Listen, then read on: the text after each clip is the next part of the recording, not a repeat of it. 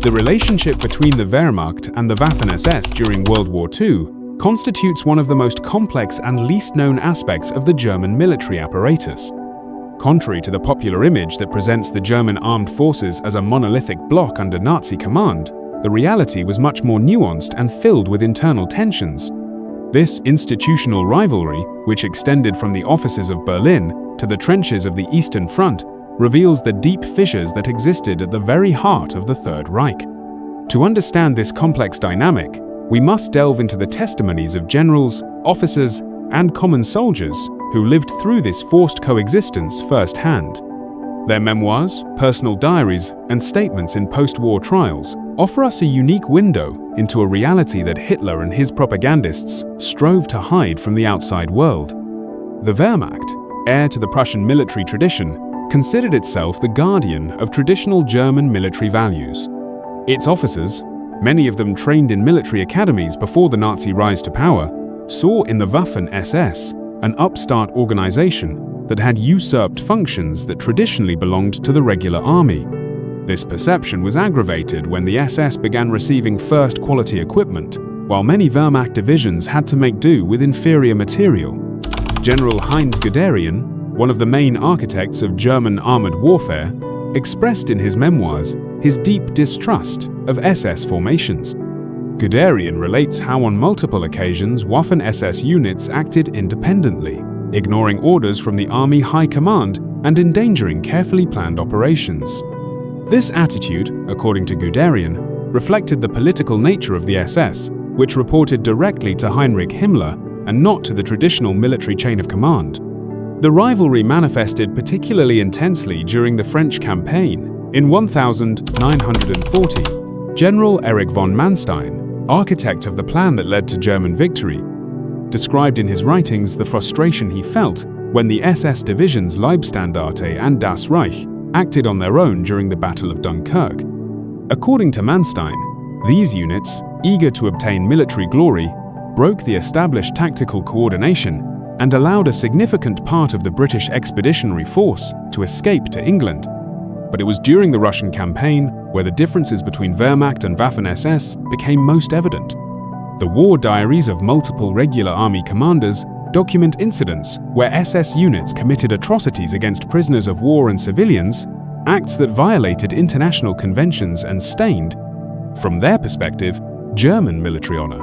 General Johannes Blaskowitz, commander of the 9th Army, went so far as to present formal complaints to the High Command about SS behavior in Polish territory, describing their actions as undisciplined and incompatible with the honor of the German soldier. The equipment issue constituted another point of constant friction. The Waffen SS, being directly dependent on the Nazi political apparatus, had priority in the allocation of new tanks, weapons, and equipment. Wehrmacht veterans remember with bitterness how SS divisions received modern Panther and Tiger tanks while they had to fight with obsolete Panzer IIIs and IVs. This disparity in equipment not only affected morale, but also generated resentment toward an organization that was perceived as privileged for political, rather than military reasons. The memoirs of General Gotthard Heinrici, commander of the 4th Panzer Army, offer a particularly revealing perspective on this tension.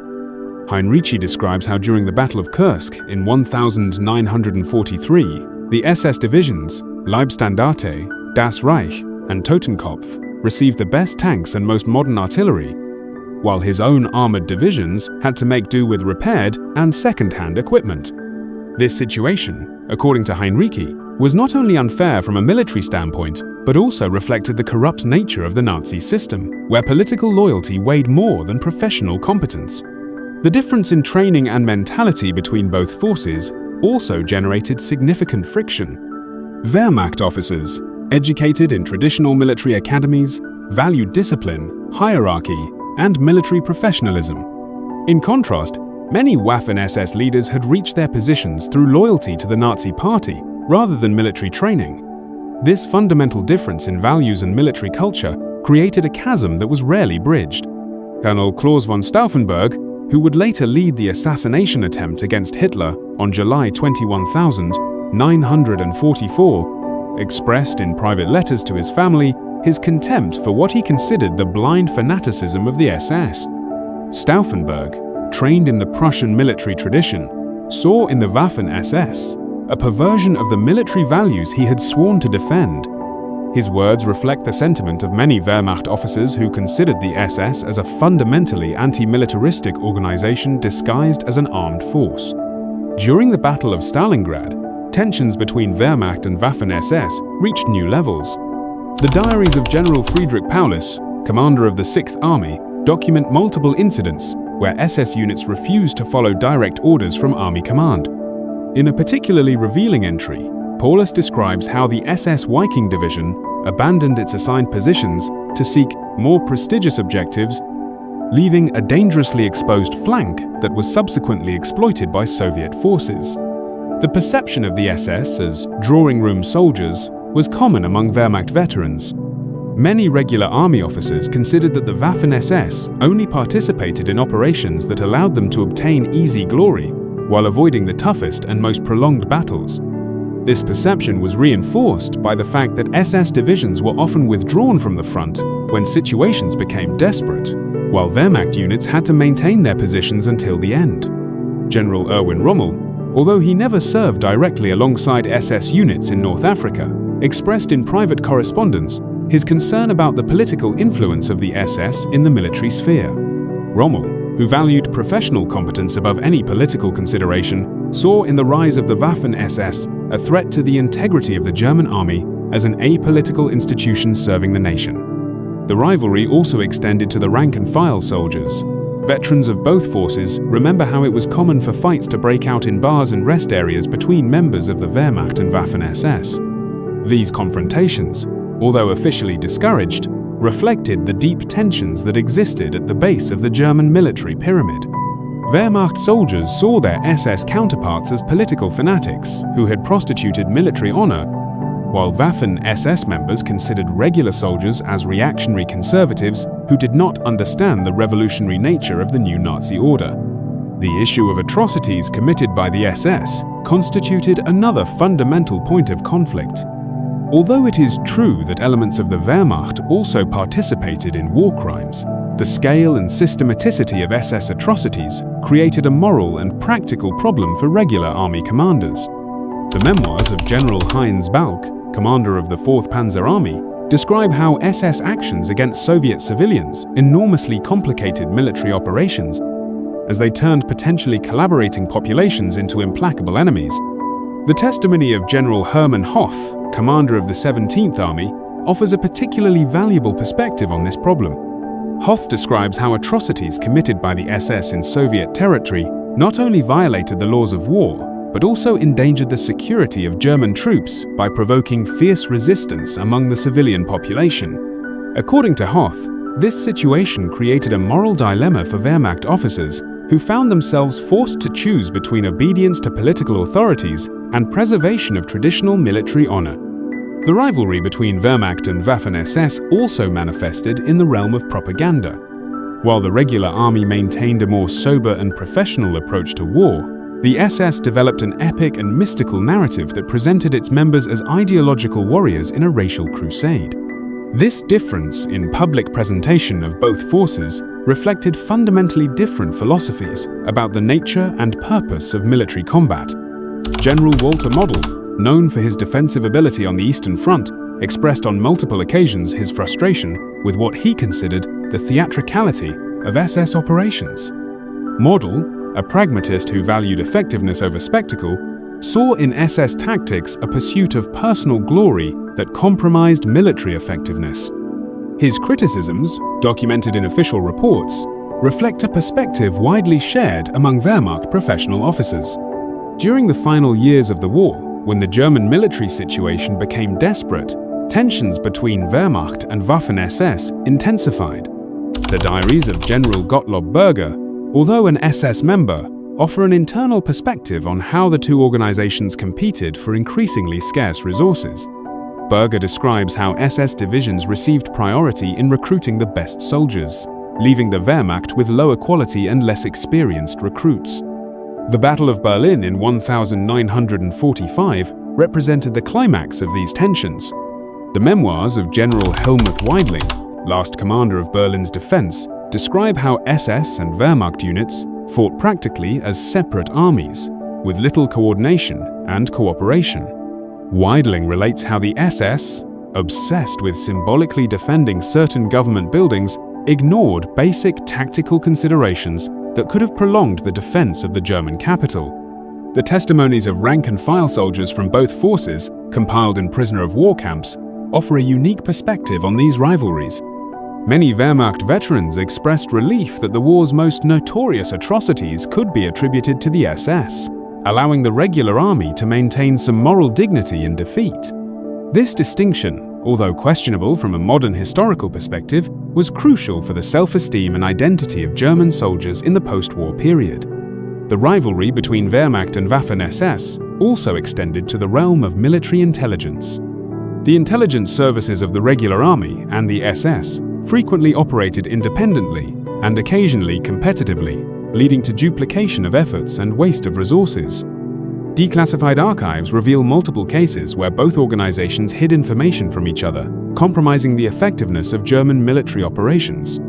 General Reinhard Gehlen, head of German military intelligence on the Eastern Front, described in his memoirs how the SS established their own intelligence networks in direct competition with traditional military services.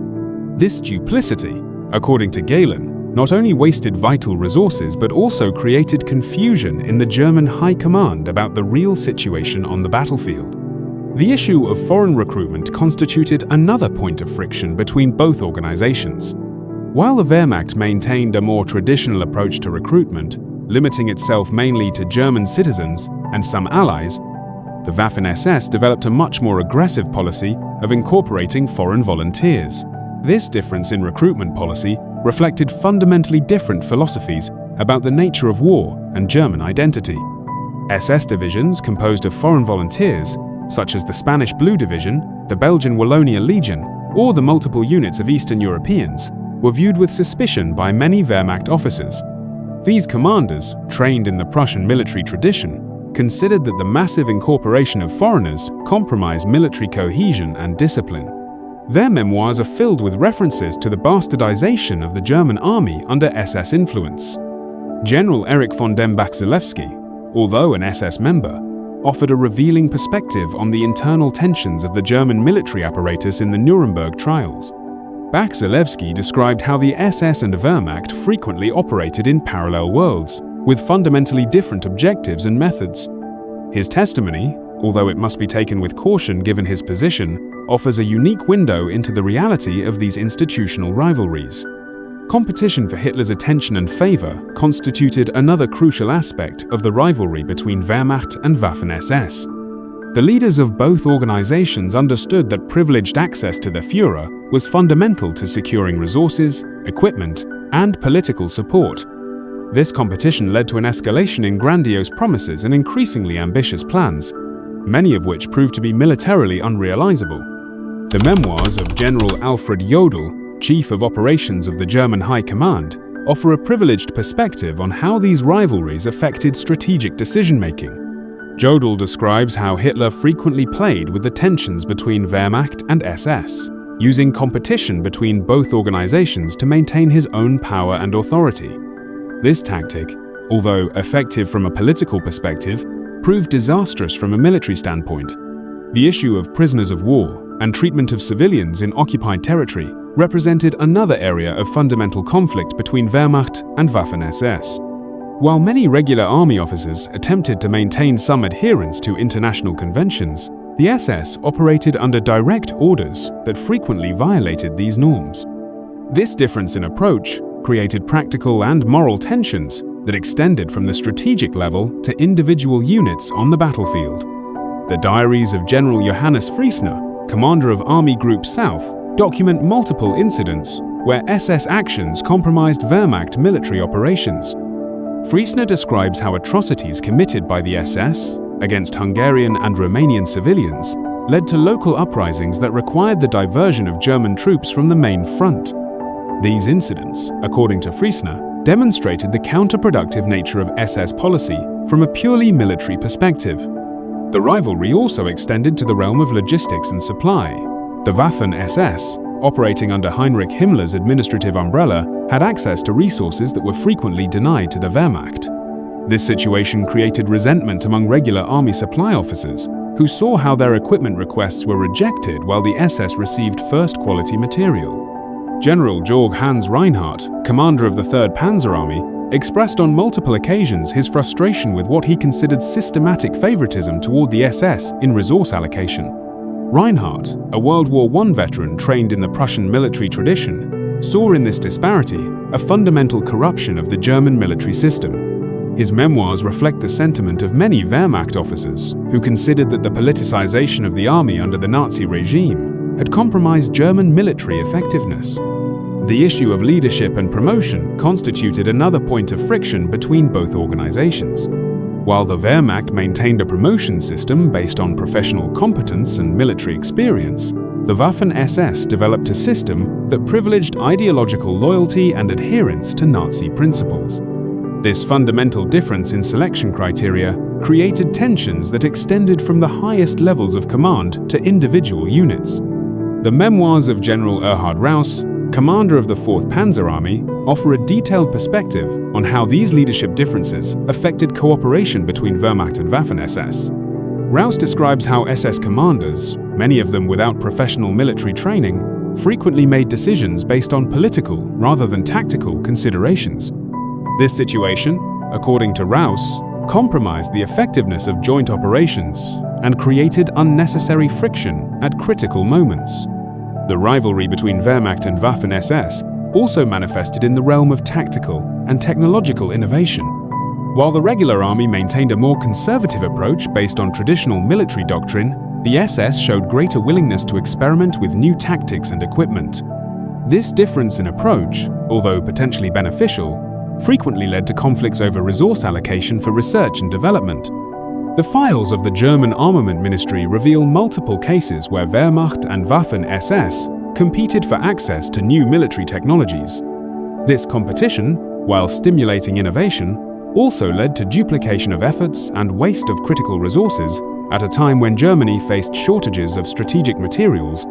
During the final stages of the war, when the German military situation became desperate, tensions between Wehrmacht and Waffen SS reached new levels. Testimonies from survivors of both organizations describe how competition for increasingly scarce resources led to open conflicts between units that should have been cooperating against the common enemy. General Ferdinand Schörner, known for his harshness and loyalty to the Nazi regime, offered in his memoirs a unique perspective on these final tensions.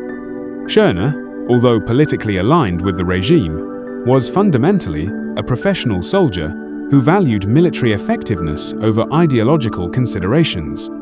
His testimony reveals how even commanders most loyal to Nazism recognized that the rivalry between Wehrmacht and SS was compromising German defensive capability.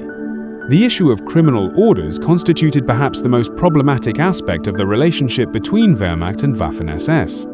While both organizations received orders that violated international laws of war, the SS implemented them with greater systematicity and enthusiasm. This difference in implementation created moral and practical tensions that extended from the strategic level to individual units.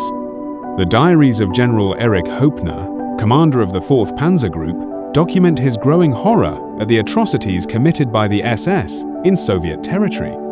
Hoepner, trained in the Prussian military tradition, saw in these actions a fundamental violation of the codes of military honor that had defined the German army for generations. His eventual participation in the conspiracy against Hitler can be understood, in part, as a response to these moral tensions. The rivalry between Wehrmacht and Waffen SS also extended to the realm of relations with civilian populations in occupied territories. While many regular army commanders attempted to maintain functional relationships with local civilian authorities, the SS frequently implemented policies that alienated these populations. This difference in approach created practical problems for military operations and contributed to the growth of resistance movements. General Heinz Guderian, in his post-war memoirs, describes how SS policies in occupied territory systematically compromised German military objectives. Guderian, a pragmatist who valued effectiveness over ideology, saw in these policies a demonstration of the counterproductive nature of Nazi fanaticism. His testimony reflects the frustration of many professional officers who considered that ideology was compromising military effectiveness. The tensions between Wehrmacht and Waffen SS also manifested in the realm of propaganda and public relations. While the regular army maintained a more sober and professional approach to public communication, the SS developed a sophisticated propaganda machine that presented its members as the true warriors of the new Nazi order. This difference in public presentation reflected fundamentally different philosophies about the role of the army in society. General Wilhelm Keitel, although criticized for his civility toward Hitler, offered in the Nuremberg trials a revealing perspective on how these rivalries affected decision-making in the German High Command. Keitel described how Hitler frequently used competition between Wehrmacht and SS to maintain his own power, playing with the ambitions of both organizations to secure their personal loyalty. The issue of recruitment and personnel quality constituted another point of friction between Wehrmacht and Waffen SS. While the regular army depended on traditional compulsory military service, the SS developed a voluntary recruitment system that allowed them to select the best candidates. This recruitment advantage created resentment among Wehrmacht officers, who saw how their best soldiers were attracted to the SS with promises of better equipment and greater promotion opportunities. The testimonies of veterans from both organizations, compiled in post-war oral history programs, offer a unique perspective on these rivalries. From the perspective of rank-and-file soldiers, many Wehrmacht veterans expressed resentment toward the SS for what they considered unfair privileges, while Waffen-SS veterans frequently described the regular army as conservative and uncommitted to the Nazi cause. The rivalry between Wehrmacht and Waffen-SS also extended to the realm of intelligence and espionage. Both organizations developed their own intelligence services, frequently in direct competition, leading to duplication of efforts and occasionally mutual interference. This lack of coordination in intelligence compromised the effectiveness of German military operations and contributed to confusion in the High Command. The memoirs of Admiral Karl Dönitz, commander of the German Navy and eventual successor to Hitler, offer a unique perspective on how these rivalries affected coordination between different branches of the German armed forces. Dönitz, although primarily focused on naval warfare, described how tensions between Wehrmacht and SS complicated the coordination of joint operations and compromised the effectiveness of the German war effort. The issue of treatment of the wounded and medical services constituted another area where differences between Wehrmacht and Waffen-SS became evident. The SS developed their own medical services, frequently better equipped than those of the regular army, creating disparities in the care of wounded soldiers. This situation generated resentment among Wehrmacht members, who saw how their comrades received inferior medical attention due to organizational considerations. During the final months of the war, when the German military situation became desperate, tensions between Wehrmacht and Waffen-SS reached their peak. Testimonies from survivors describe how competition for increasingly scarce resources led to open conflicts between units that should have been cooperating against the common enemy. This disintegration of military coordination contributed significantly to the final collapse of the Nazi regime. The rivalry between Wehrmacht and Waffen-SS, far from being a simple institutional competition, reflected fundamental tensions at the heart of the Third Reich.